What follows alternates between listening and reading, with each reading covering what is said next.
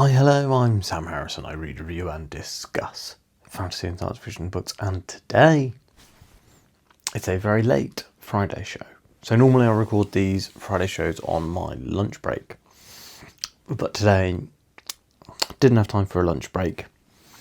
So I'm coming at you post children's bedtime. It's been a great week of reading.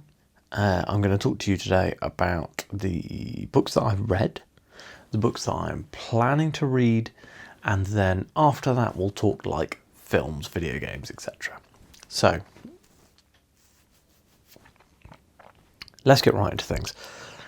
On Monday, I think, I finished reading Isles of the Emberdark by Brandon Sanderson. So this is Secret Project number 5, semi-sequel / new release in, I don't know, in the continuity, it's a sequel to, kind of, Sixth of the Dusk, which is a short story from his Arcanum Unbounded short story collection. I have already recorded the review for this one, because I finished this book on Monday, just before I recorded the Iron Gold review. So I basically finished the book, sat down, filmed the Iron Gold review, filmed the Isles of the Emberdark review. The Iron Gold review was messed up, so it was like super out of focus. No idea why. My phone has never not focused on me at all before. So that was stressful.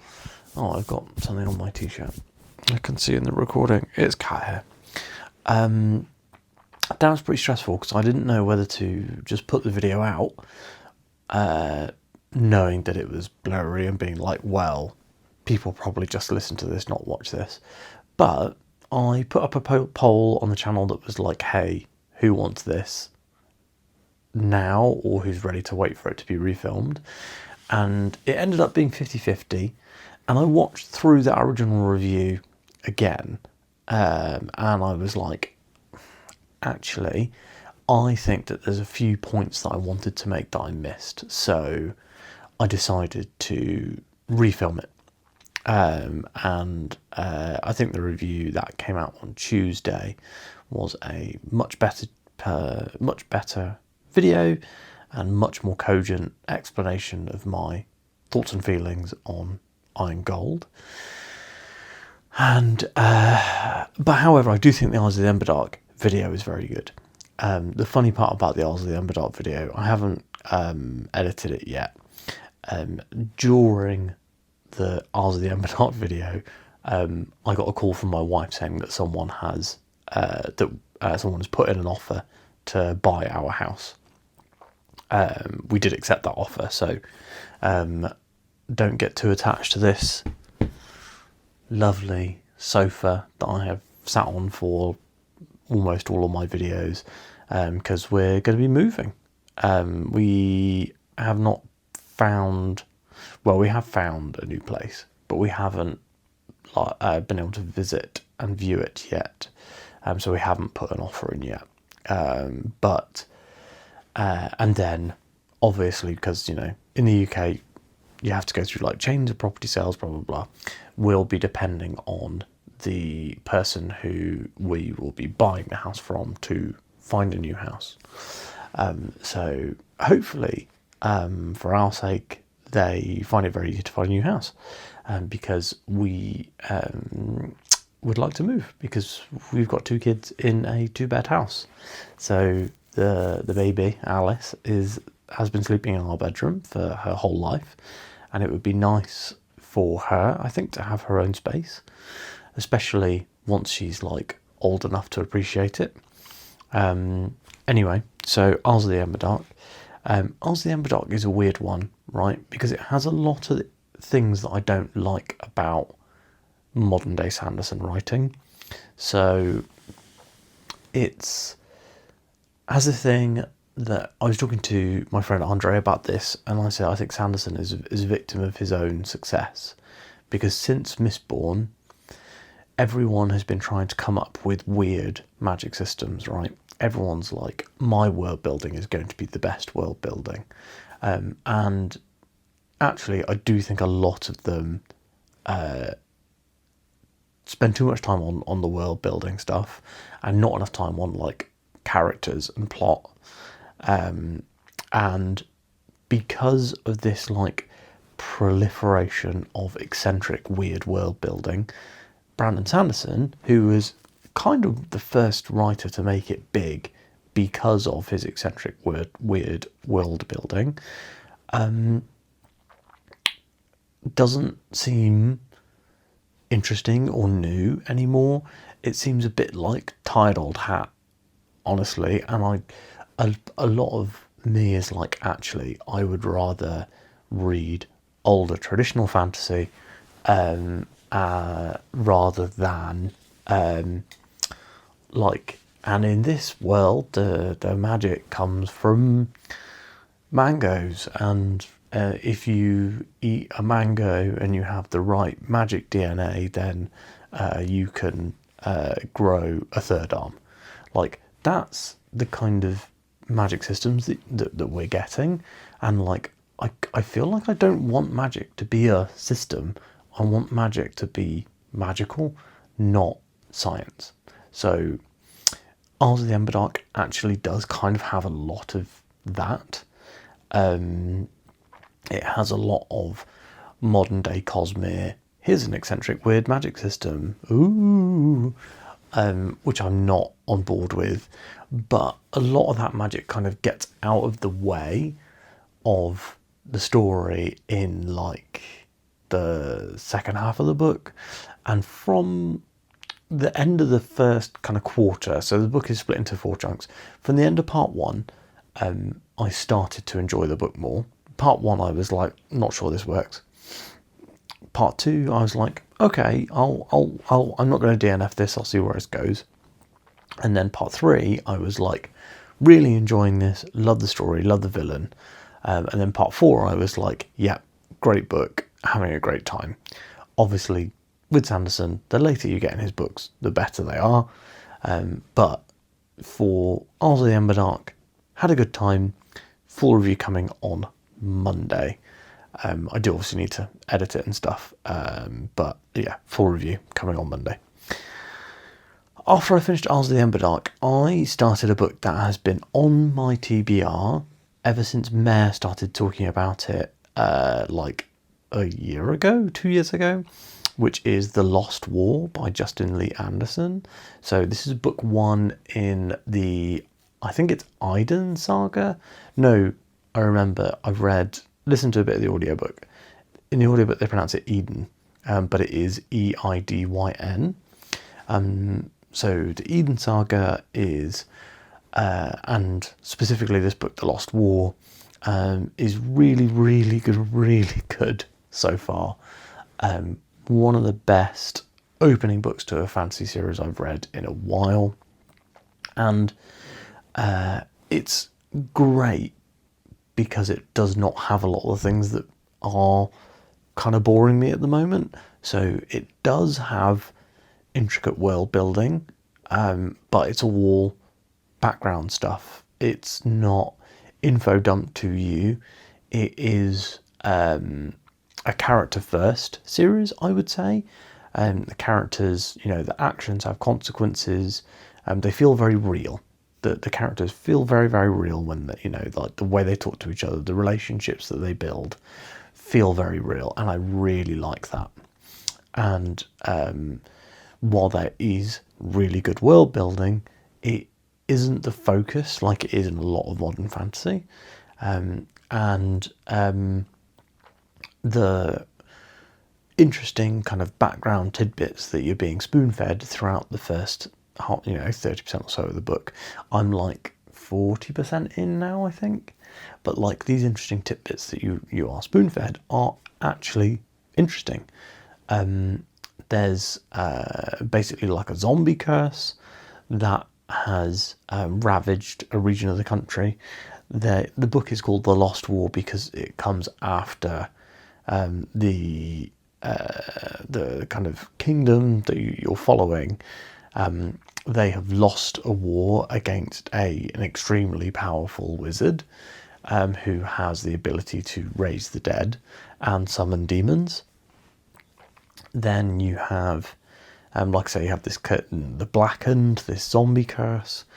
You have a new kind of insect-like zombie monster thing that is infesting the countryside. There's tons and tons going on, and there's also some really, really good political intrigue. And there's like is the king lying to us? Is somebody undermining him by doing this, or is he lying? And like, it's genuinely really interesting, and like I want to know and like work out what's going on. I have read tons of this via the ebook. So I bought the ebook forever ago, and I picked up the audiobook from the library. So I have been flipping back and forth, but primarily actually reading it, because one of the best ways for me to get into a new world is to eyeball read it. So when it's a brand new series, brand new world, my ideal method is to read at least like 15, 20, maybe even 30% of the book before even touching the audio. And I think this time I was over 20% in, because I actually had to wait for the audiobook to come in. So far, really, really liking it. I actually got sent the third book in the series by Orbit from their press team. So I am really tempted to like try and binge read through to that book, which would get me up to date. Because then I could because I've got the book early, so it's on the shelf already. It doesn't come out till August sometime.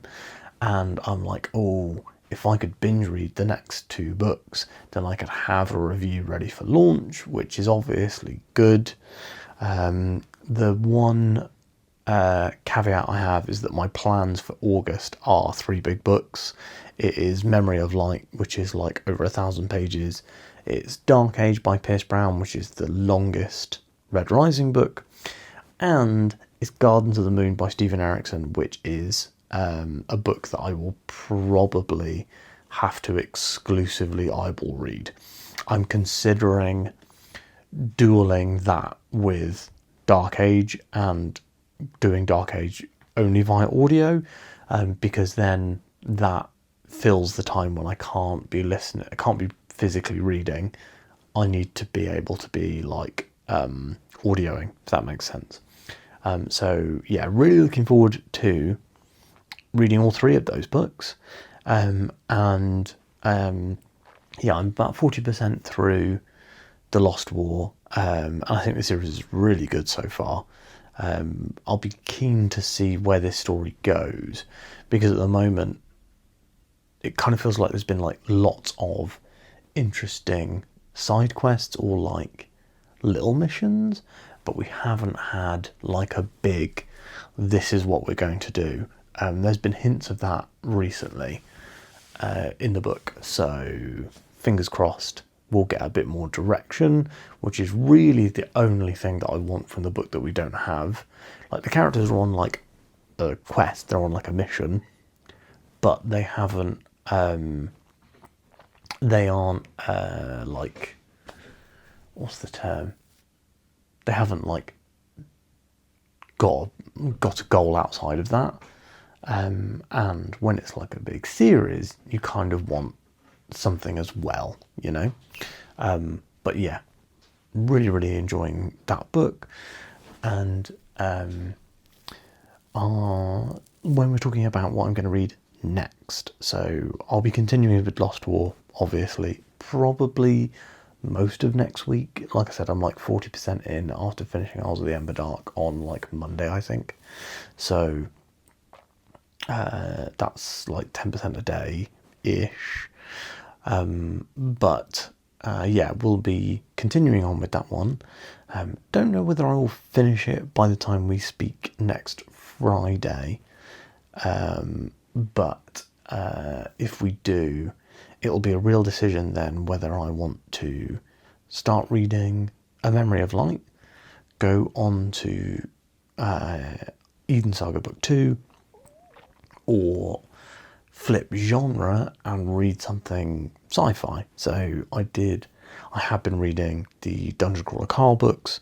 They have been my like palette cleansers after Wheel of Time books for the last several books, but maybe I could read Dungeon Crawler Carl book 4 and then Memory of Light, then Dark Age, then Gardens of the Moon, or Dark Age and Gardens of the Moon.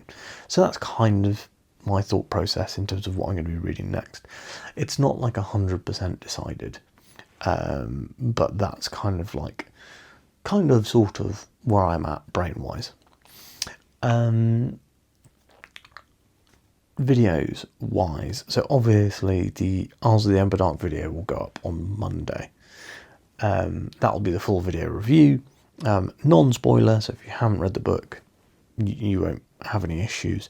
I do talk about the setup for the book and like the format of it, because it's a little interesting, but it's not anything that will ruin your enjoyment of the story unless you want to go in completely blind, in which case why are you watching a review? On Wednesday of next week, I currently have no planned video. What I did think about doing was a video that's like my hopes for A Memory of Light, kind of like building a wish list and talking about the kinds of thing that I'd be interested in seeing from the final Wheel of Time book, and like the stories I want to be played out and things like that. I don't want to try and like predict the end, because I have made the odd prediction about Wheel of Time throughout reading the series, and they've almost always been wrong. So that's kind of what I'm thinking about doing.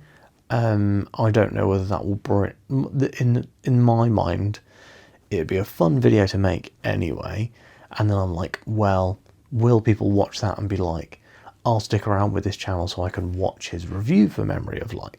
That's kind of like in the back of my mind, you know. I'm planning, as I'm now finishing Wheel of Time, I am planning on, I'm sorry if you're not a Wheel of Time fan, making a lot of Wheel of Time videos. So we're doing things like book ranking, character rankings. We'll be doing a full spoiler discussion with Matt, obviously, about A Memory of Light. And I think that I would like to do like a wrap-up chat with Matt at some point. That's like our favourite moments from Wheel of Time, and like favourite moments, favourite characters, and like side characters that deserve more, and like side plots we liked and hated and that sort of stuff. So like maybe like a top 5 questions about Wheel of Time, we'll both pick an answer. I think that would be fun. So yeah, that's coming down the wire, but that's obviously going to be after I've read the book and after we've done my review and Matt and I spoiler discussion. So that's kind of like probably September time. September, by the way, we are going to do Self-Pub September for a 3rd year in a row. I wasn't sure whether I would be able to do it this year, because I've been reading a lot more audio, because life has kind of gotten a bit busier, because I've had a second child and she's now a little bit more not compass mental, she's a bit more like alive. Well, I mean, she was alive last year, but like, you know, she needs more attention. She's not just like a sleeping baby that you can hold and listen and read an ebook. So yeah, don't know why I was getting at, but yeah, I've been reading more audio at the moment than I ever have, and a lot of indie books don't have audio, so I was kind of umming and ahhing about whether I would do Self-Pub September this year, but I have decided, yes, 100%, I'm going to do it. And I have picked, I think, 4 books I've had my eye on provisionally, and 2 of those 4 have audio, which I think should be enough. We'll see. Dungeon Crawler Carl was technically self-pub, so I could add one of those in and that would help out a lot probably. I don't know how people would feel about that, but they were self-published. On to other final points. So, still playing Donkey Kong Bonanza, which is great fun. Still playing Fantasy Life I, both of those on Nintendo Switch. They're both great games. They're both really fun. I picked up in the Switch eShop sale today Trails into Reverie, because I had it on PC, but I don't really have a good gaming setup for the PC at the moment. I will do when we move house, but right now I don't have a great gaming setup for a PC game. So I have been like wanting to play a Trails, and I wanted to finish Reverie. I think I was like 12 or 15 hours in, so not very far at all for a Trails game. They're usually like 80 hours. So yeah, not very far in, and I wanted to go back to it and play some more, but didn't want to hook the gaming laptop up, and was like, oh, I'm just not going to play it right now. And I was like, no, I'll just buy it on Switch. Like, I'll spend the money, I'll get the Switch version because it's on a really good discount. It's over 50% off. So I was like, yeah, pick that up. And played a bit of that this evening, had a great time. I did see Fantastic Four yesterday. I am going to be like the one person on the internet who doesn't like that movie. I'm wary of being too negative on it because I was in a really poor mood when I went to watch it. So I think that might have contributed. When I've had time to watch it again, I'll talk to you guys properly about it, because I think there's a lot of things about it that gave me some like negative feelings, and I would like to examine that when my brain is in a kind of better mood and state to enjoy a film. So, and it wasn't as good as Superman. Like, there's no way that it's as good as Superman, personally, for me. Anyway, I think that's everything. So, thanks so much for watching. I hope that you have a lovely weekend. Please like this video if you have liked watching it. Please drop a comment down below and let me know what you are up to, what you've been reading, playing, watching, if you're doing anything this weekend. And yeah, I'll see you on Monday. Subscribe if you haven't. Goodbye.